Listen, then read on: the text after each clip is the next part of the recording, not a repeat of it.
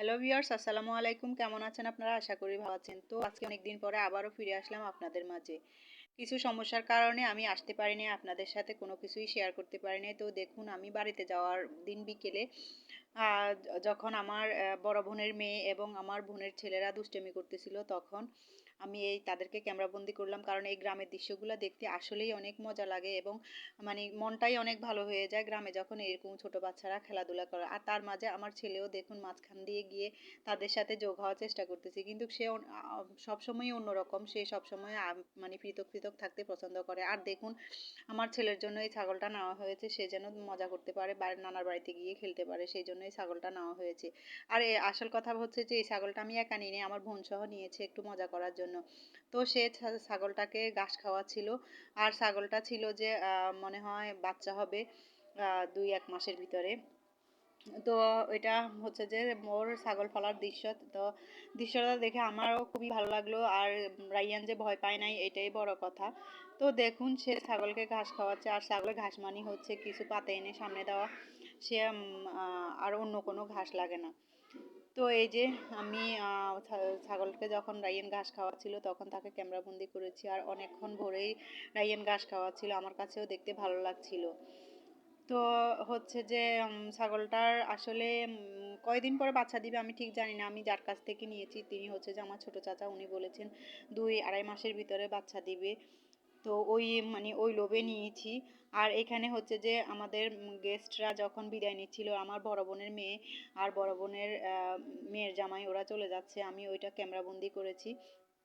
যখন সবাই রিসিভ করতে মানে বিদায় দিতে এসেছিলাম তখনকার দৃশ্য। আর এই পুরো রাস্তাটা জুড়েই হচ্ছে যে ওরা যে দিক দিয়ে যাচ্ছে ওটাই আমাদের নিজের রাস্তা ছিল।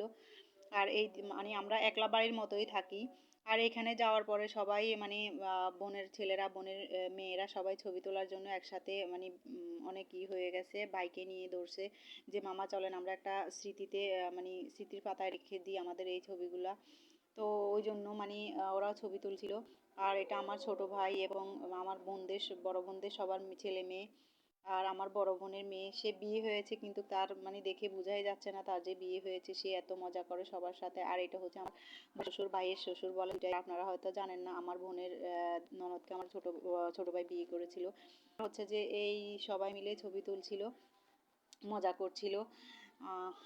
সবাই জোরাজুরি করছিল যে মানে ভাইদেরকে নিয়ে, ভাইদেরকে নিয়ে মামুর মানে মামা, বড় মামা, ছোট মামা যেন ছবি তোলে।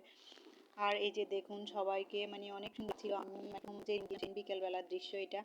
তো আমার ছোট ভাই অনেক মজা করলো। এই না আমরা সবাই মিলে দেখুন আল্লাহর আমরা সব বোন যখন একসাথে হই তখন সব সময় আমাদের বাড়িটা এরকম ঝলমল করে, মানে পুরো বাড়িটাই মনে হয় যে ঈদের আমেজ এসেছে। আর ডিসেম্বর মাসে সবার স্কুল কলেজ সব কিছুই বন্ধ, সেই সুবাদে সবাই এসেছে নানার বাড়ি বেড়াইতে। দেখুন এখনো নানার বাড়িতে বেড়ানোর কি শখ।